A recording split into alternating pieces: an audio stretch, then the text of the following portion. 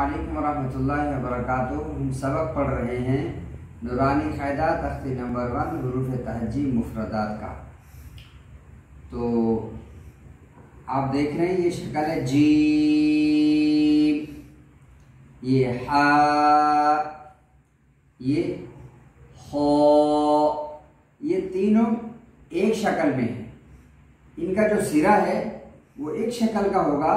कुरान करीम का जो सिरा इसका इब्तदाई होगा वो एक शक्ल में होगा, लेकिन पहचान कैसे होगी? वो नुक्तों से होगी।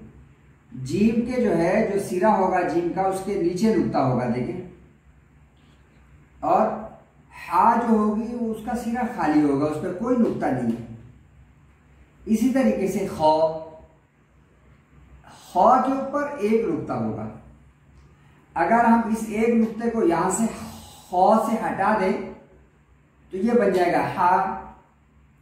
इसी हा के ऊपर हम एक नुक्ता लगा दें तो ये बन जाएगा खौ।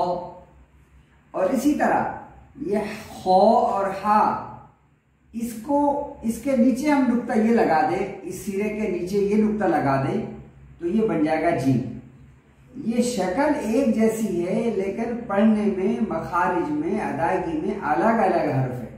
पहचान इसकी नुक्ते हैं।